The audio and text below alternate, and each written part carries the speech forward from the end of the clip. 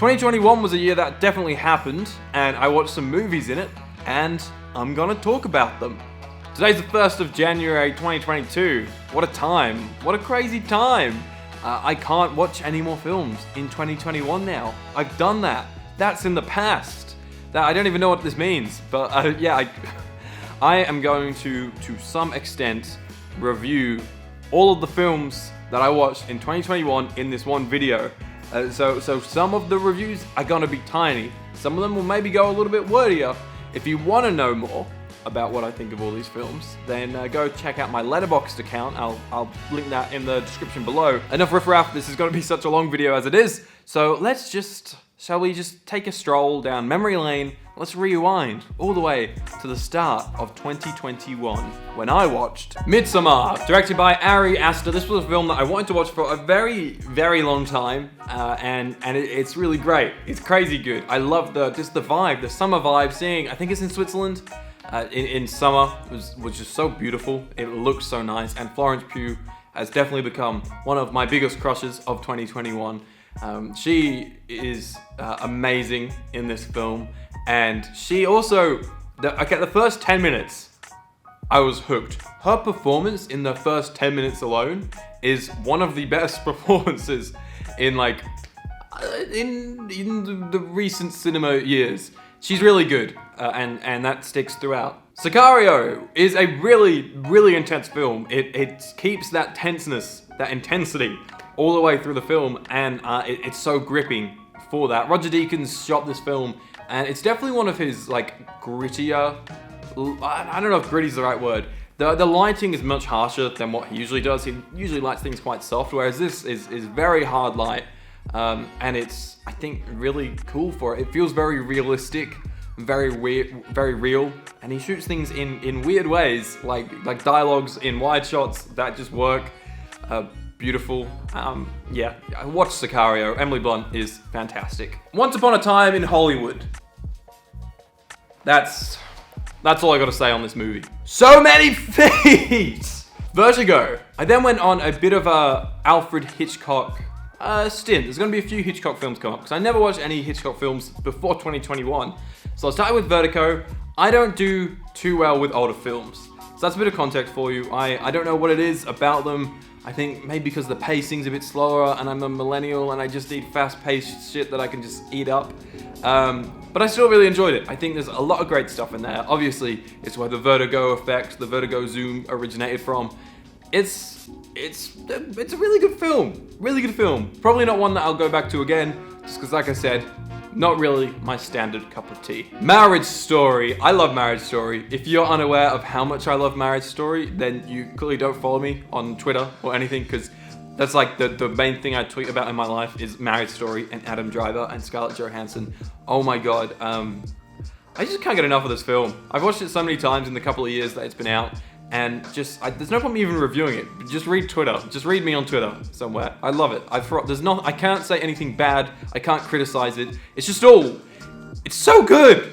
Carry on with Hitchcock. I watched Rear Window, which I thought was really interesting. I thought the idea of basically being locked in an apartment for an entire film is really cool, and just seeing, you do go out of that apartment a little bit, but for the most part, it's all set in this apartment, and it was interesting. The ending doesn't hold up. It has a really, really dumb conflict that I can imagine at the time worked really well, but watching it now, you're kind of like, oh, that's a bit daft. But other than that, Rear Window, definitely a Hitchcock must-watch, I'd say.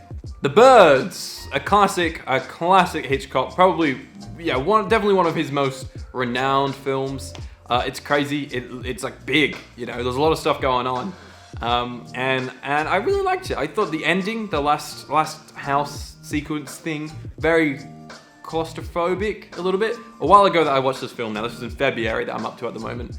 And once again, Hitchcock, not necessarily my standard cup of tea, but this one definitely took me places. The Rise of Skywalker. I don't know, man. Look, it's a bad movie, isn't it? It sucks. Everything about it is bad. I can just keep talking for hours. It's everything, man, what a disappointment. Whiplash. This is a film that I usually say is my favorite film of all time. Definitely being challenged by Marriage Story at the moment. Those two films I really love, and Whiplash, I think, because I did a video essay on it in my film degree early on. I watched the film about like 3 times in the space of like 2 weeks, and I'd already watched it a bunch in my life before then. Kind of killed the magic of the film a little bit. Still really great, leaves you with such a big impact at the end. I actually zoned in and out of using the audio commentary, which is something I've never done before, because I watched it that many times. I was like, I know this film pretty much word for word. Hearing J.K. Simmons describe the final scene as somewhat sexual is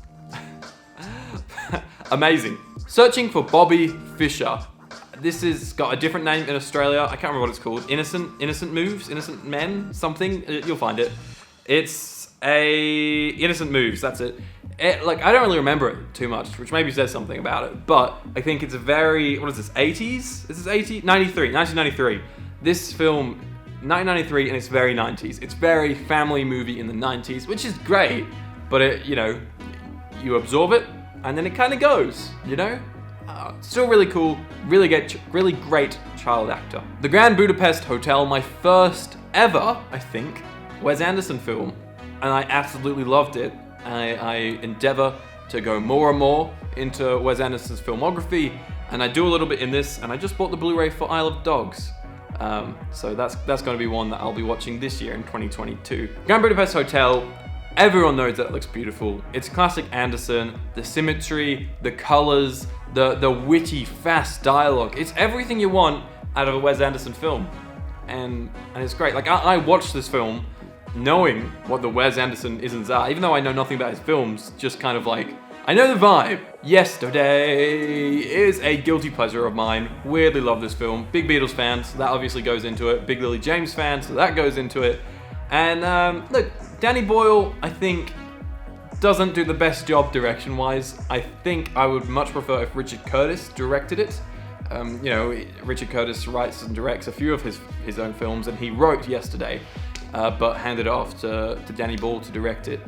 Feel like it would be very Richard Curtis-y to direct this film, and I think it's lacking that. I don't think that Danny Boyle was necessarily the right guy for this one.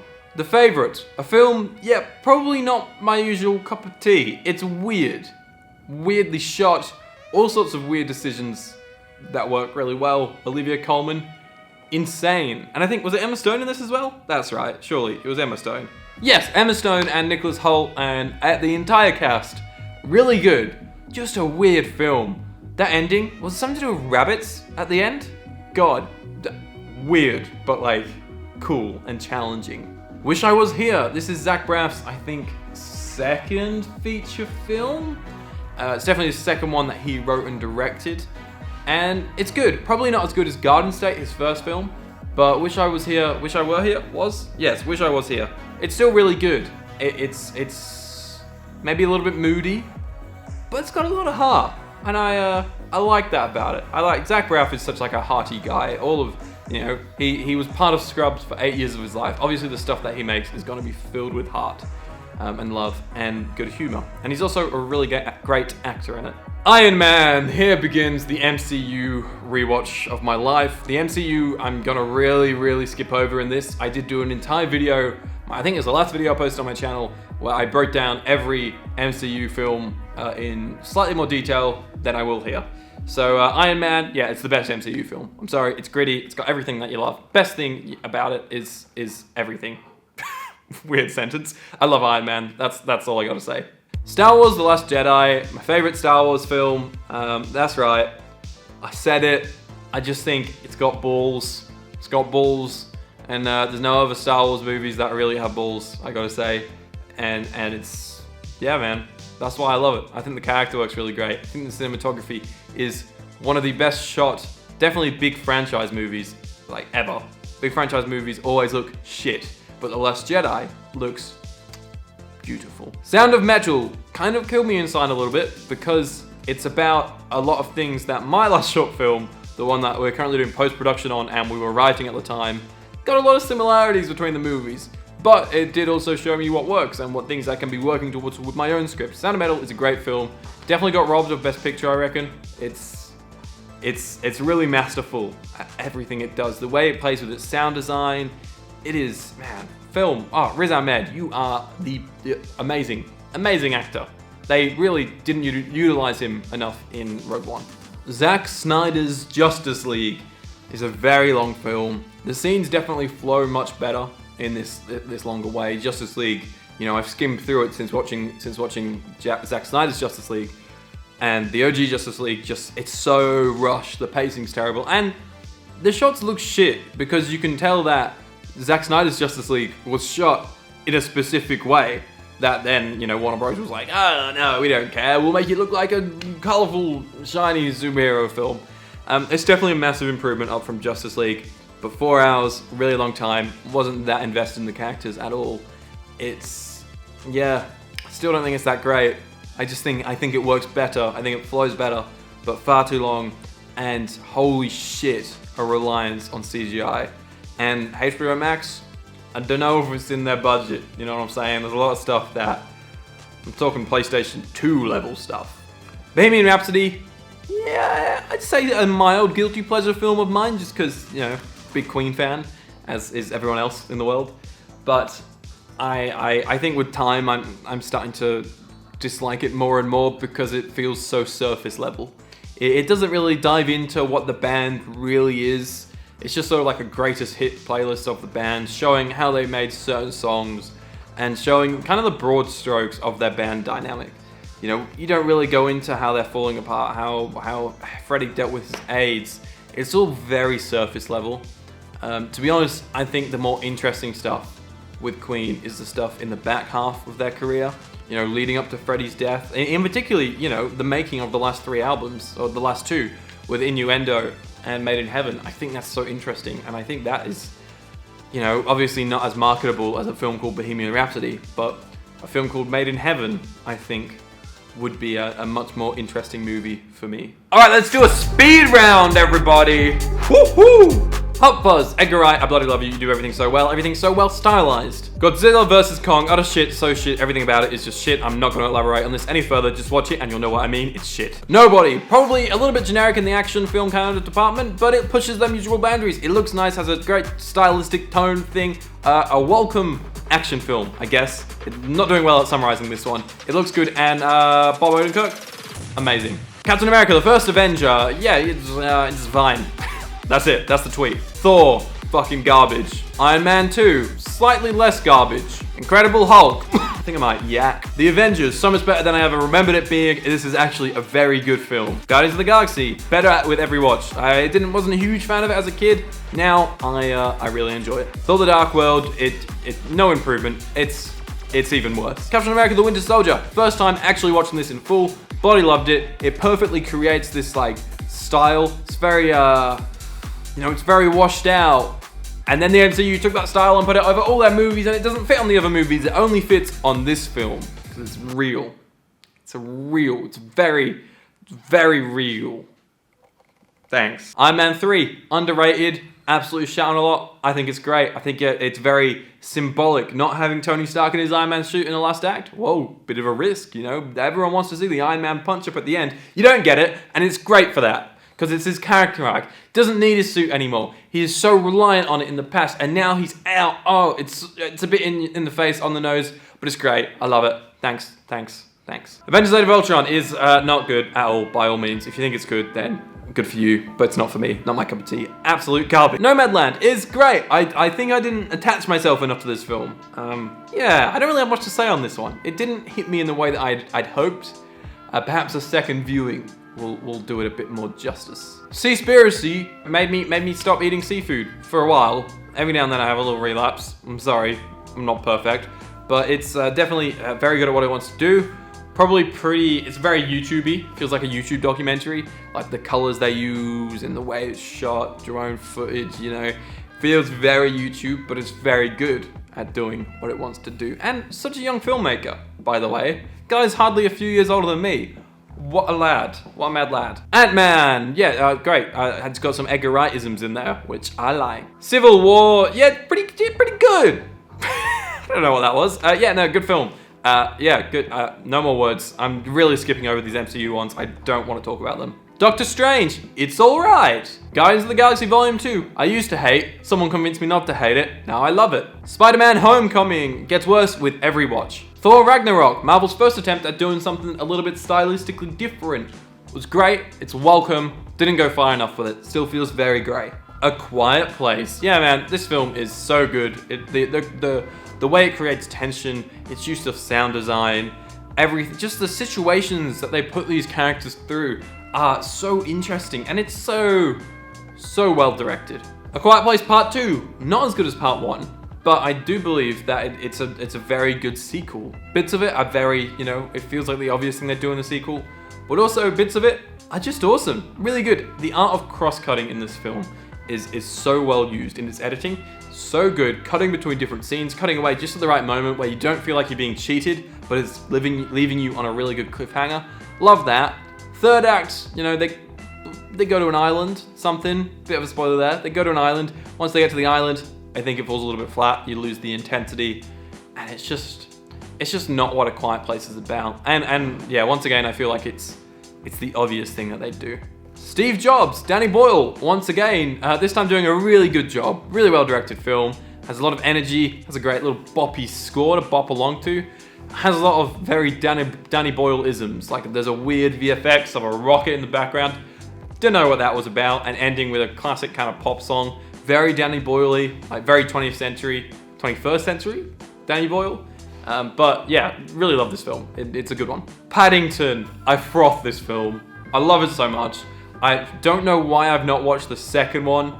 I really do adore this film. The VFX work is great. It's so fun. It's so silly. The movie doesn't take itself seriously. Like it does when it needs to. But for the most part, it's just sitting back and being like, I'm a movie about a talking bear in a raincoat with a red hat. It's so silly. It's a kid's movie, I guess, but it doesn't just appeal to kids. Best kids movies. The King of Staten Island. This film really struck a chord with me. Lengthwise, definitely overstays its welcome. Third act was dragging a bit. Ending's really great. And just through and through, it is just, I think, a really good film. For me, the character work really struck home a bit with me. And I think it will for a lot of creative people out there. I mean, you don't have to be creative, just a lot of people that maybe lack knowledge of where they're going in life. I think excellent film. Really good. Black Panther, yeah, it's pretty good. Avengers Infinity War, yeah, it's great. This is like the best, Avengers is the best one. But in terms of all the films, like including Civil War and all the other ones that get like all the other characters coming together and stuff like that, this is the best one. Other than the first Avengers. Conjuring the Devil Made Me Do It. I really like the first two Conjuring films. They were sort of my introduction. Like The Conjuring is the first horror movie I ever saw at the cinema. So I do hold a soft spot for them, and because they have really good characters in them. This film kind of lacks that character work and that heart. I think the script's a bit flat. I think it's boring. I think it's a really safe addition to the franchise. It doesn't really do anything different, Kind of same shit, different ghost kind of vibes. About Time. This movie is amazing. This is where I really fell in love with Richard Curtis. I think he's so great in everything that he writes, and particularly the stuff that he writes and directs. He is pretty phenomenal. The way he creates characters, the emotion, the humor. Once again, the lack of taking itself too seriously. Those are the movies I hate. That's why Marvel drives me up the wall sometimes, because they take themselves too seriously. I think this film has such an awesome balance of the humor, the heart, the fun, and the seriousness.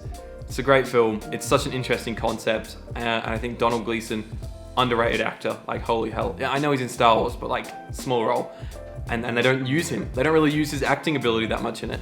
He's so incredible in this film. Ant-Man and the Wasp. Minding the Gap was a recommendation from my friend Dylan. Really good documentary. One of the best, if not the best documentary I've ever seen. The cinematography is better than almost every feature film in the world. I don't know how.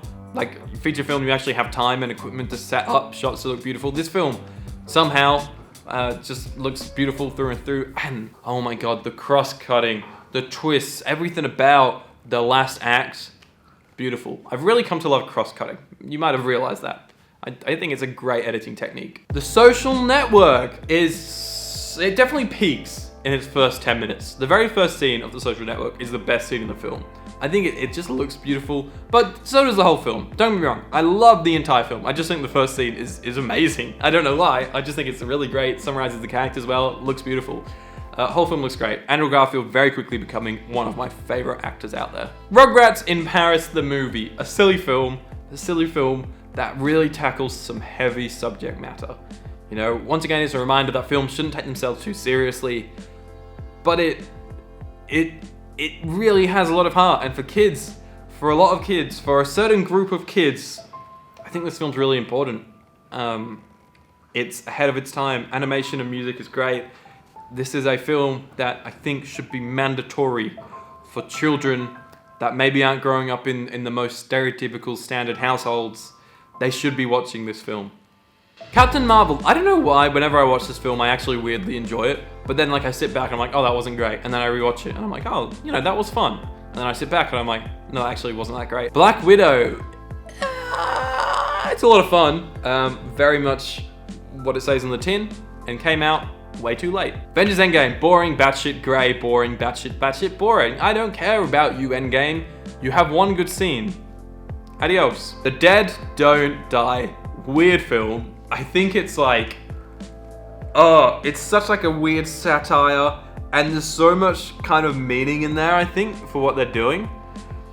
But it just comes off a bit shit a lot of the time. And I think that's the intention, but there's not enough substance in there for me to be like, oh no, this is really great. They're really trying to say something here. Because they are trying to say something, and they're great at doing that. But I think just on the whole, doesn't quite work. Doesn't hit me, you know? Not the way it should. Luca, first Pixar film I've watched in a long time, and it's pretty damn good. Definitely not top tier. Definitely not top tier Pixar by any means. It's kind of mid tier. But it's colorful, the character stuff's fun, ending got me in the feels. Yeah, a good, probably a pretty good film from Pixar. Space Jam, these basketballers cannot act. I'm sorry. It's a fun film. Not as good as I think everyone says it is. I'm sorry. Hey, settle down. Settle down, okay? Shrek, memes aside, genuinely a really good film. Really funny. The action is really good. The score is incredible.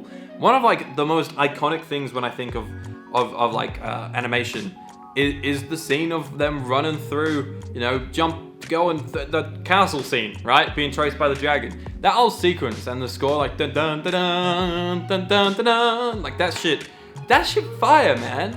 That's good. That's a good film. Good damn movie. Spider-Man Far From Home. Everyone knows I have a weird soft spot for this movie, but it's probably not as good as I'd like to think it is. It's actually not great. I'll be honest. It's a bit shit.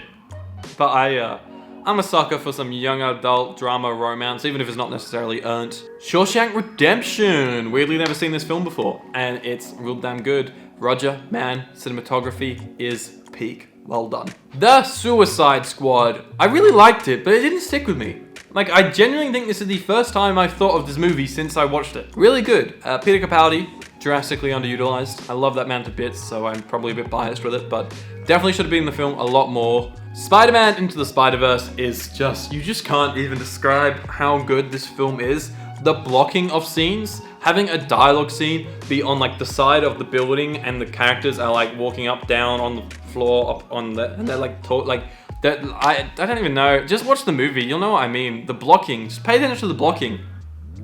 So good.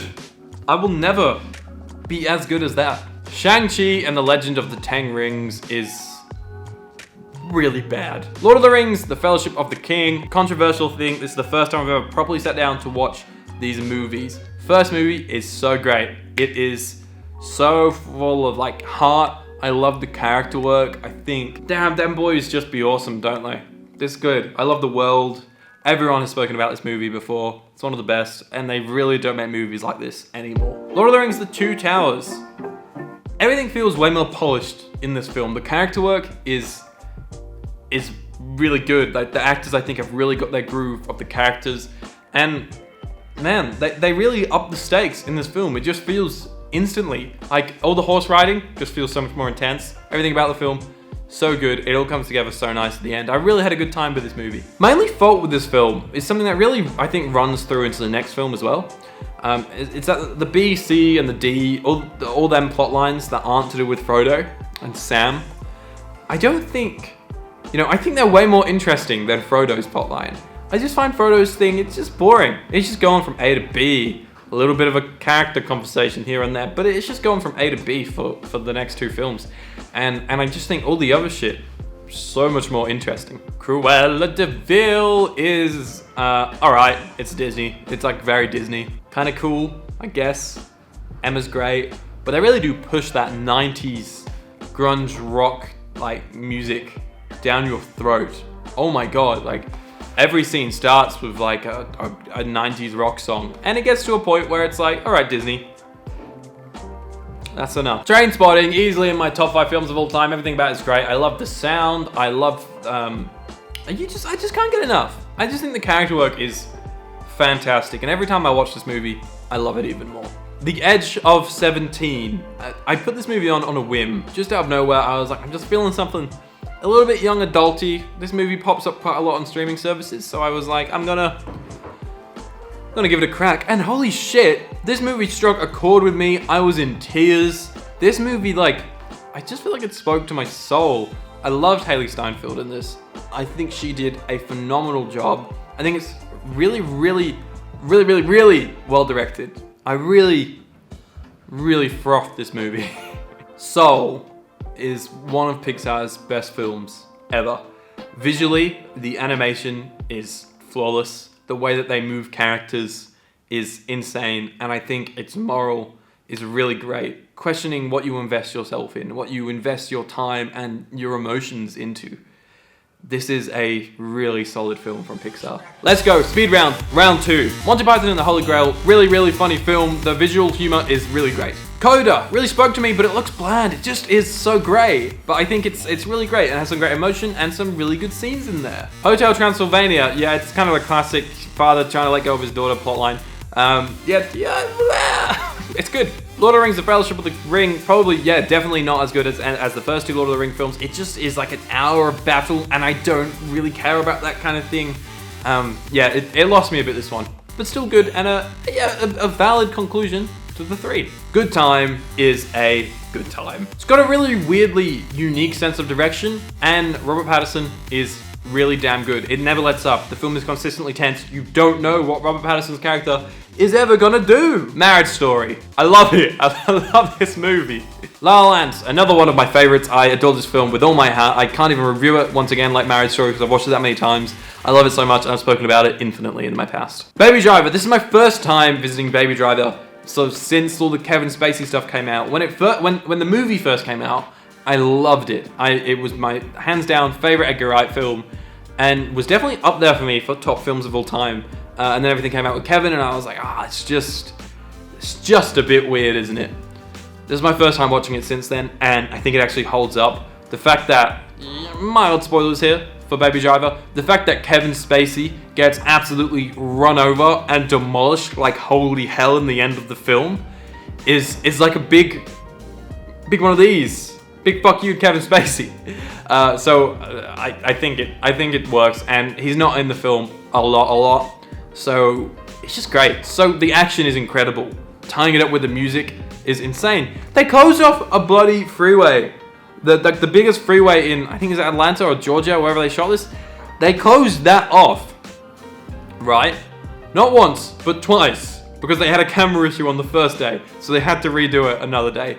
They shot over 10 weeks, they shot that opening car chase. These are the fast facts I'm giving you here. That is beyond me. I think it is, what a movie. What a movie. Monsters Inc. Yeah, we're really rolling into some Pixar films here. Monsters Inc. is one of the best. It's definitely probably my top 3 Pixar films of all time. I grew up with it as a child. That playset, man, look at that playset. That playset is my life. The director of this film, Pete Docter, I think had just had a child or something when this film came out. And it shows the film is all about parenthood.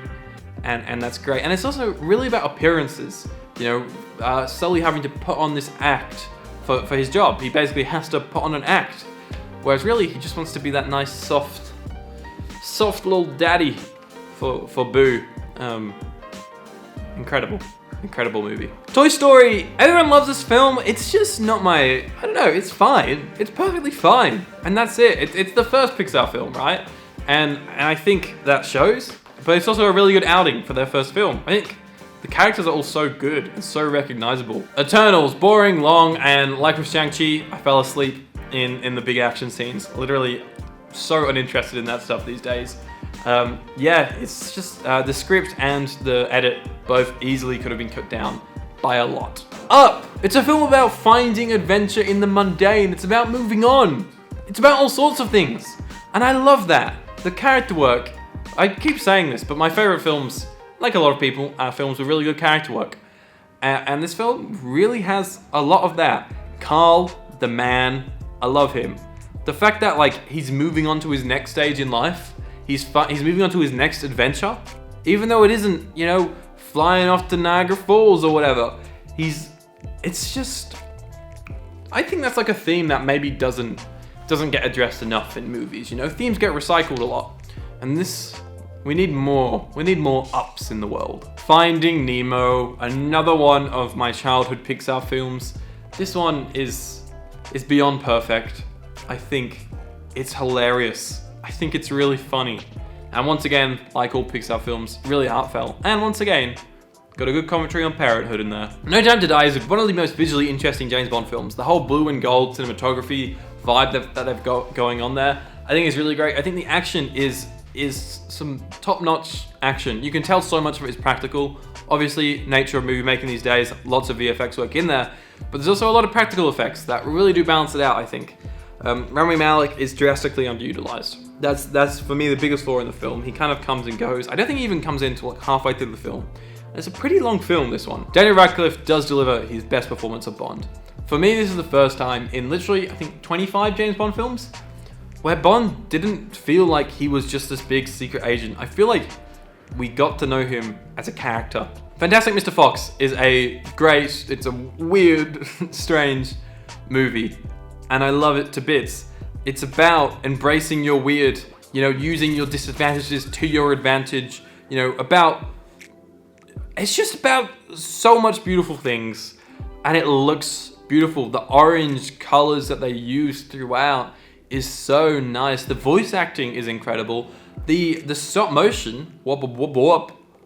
That was me acting stop motion, apparently, but I did it in motion, so it's totally irrelevant. Stop motion is incredible. Wes Anderson, I can't believe it took me this long to come back and watch a second film for you, because this is an amazing film. Last Night in Soho, this was my most anticipated film of the year. I was there day one, and I just didn't connect. I think Thomasin McKenzie, I believe her name is a really good actress, and I can't wait to see her career. I think she's got such a good career ahead of her. I'm really looking forward to see where that goes for her. I think beyond that, Edgar Wright's direction isn't that great throughout the film. And whilst the last act really did pick up the momentum and start going places, I didn't really like the decisions they made in it.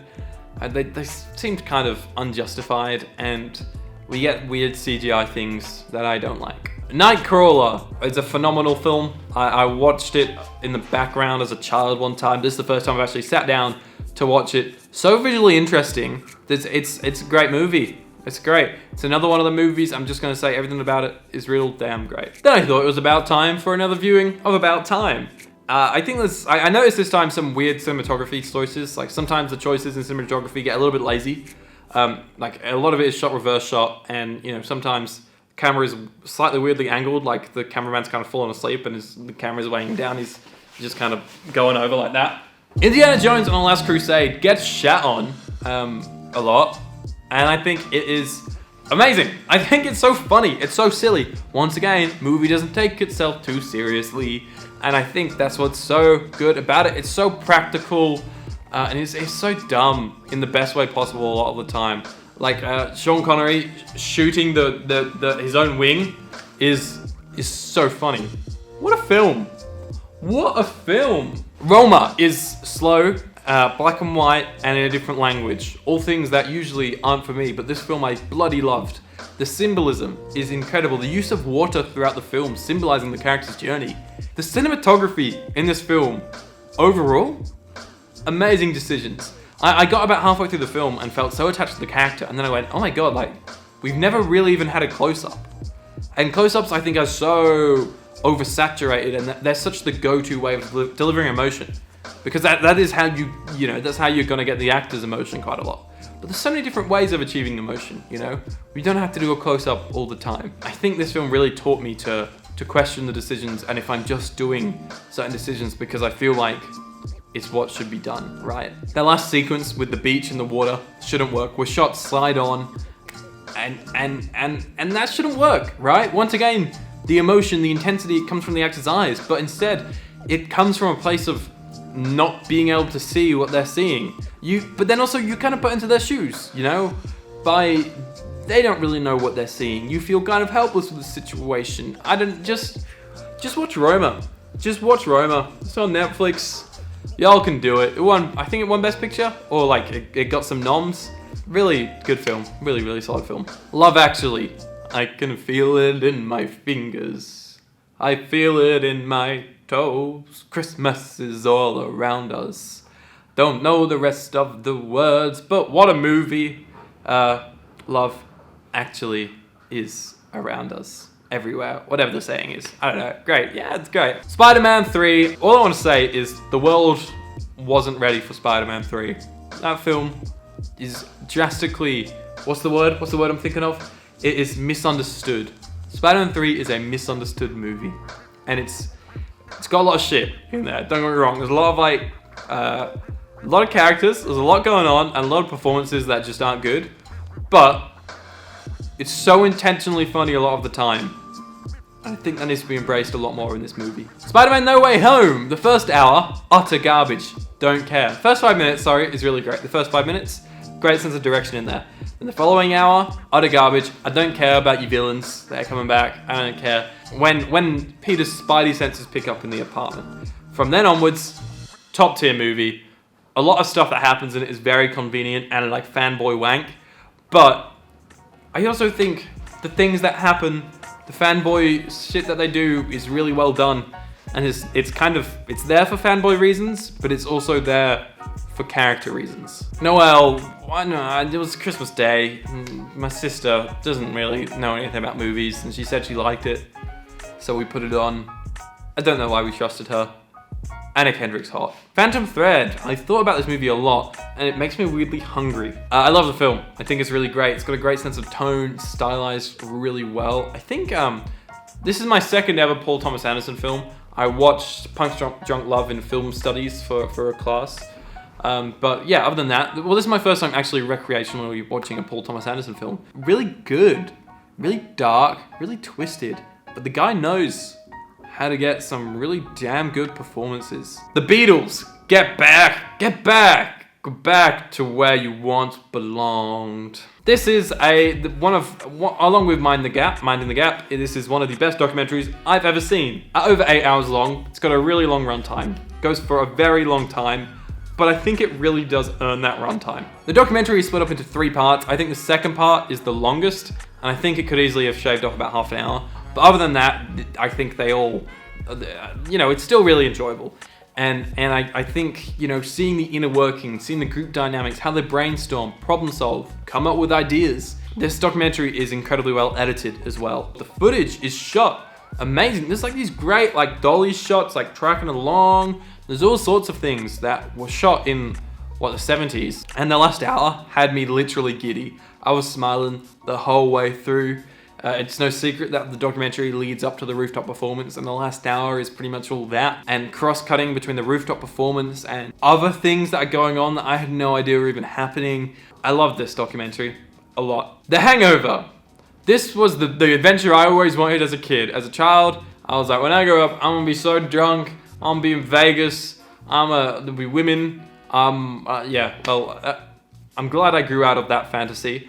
But what a film. Todd Phillips is a really great director. It was nice to have a comedy film that isn't just stylized in a boring way. It was stylized really uniquely for a comedy.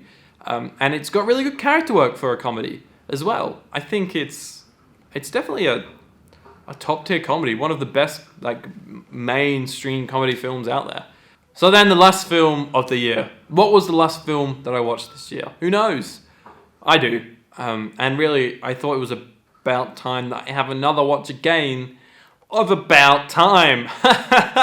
Third time this year. About Time. I went into it this year knowing that it was going to be the last film that I watched for the year. I went into it this viewing and I wanted to figure out what it is that clicks so well for this film. Why do I love this film so much? And I won't lie, within the 2 hours, I drank a lot of alcohol, got very drunk, and wrote a drunk tweet that perfectly summarized why I love this film so much. So I'm going to read that now. In June this year, I watched About Time for the first time. Tonight, I closed out the year by watching it for a third time. It's hard to encapsulate what this movie means to me. I think it sums up a lot of what I learned this year. I've learned about gratitude, about love, about happiness. This is a fucking soppy tweet, but man, this year, I've just learned to be happy. Life is full of what ifs and what could have been, but my God, what a blissful place life is if you let that go. If you let that go and enjoy the ride. Allow yourself to be happy, be grateful for the life you have. There's no need to change that. Look, I got drunk as fuck on my own watching this movie tonight, but I think that's provided clarity as to what this film means to me. It came to me in a time where I lacked gratitude, in a time where I was, to be blunt, completely depressed by the hopelessness of my own future. But there's more to life than the future, there's the present. Allow yourself to be happy. I've come a long way this year, and I'm grateful for this. About Time really struck a chord with me. The journey that Tim, as a character, goes on felt, alongside the journey that I was going on this year. I think I'm a similar person to him, and I just think, what a film. About Time has definitely gone into my top 5. Love it.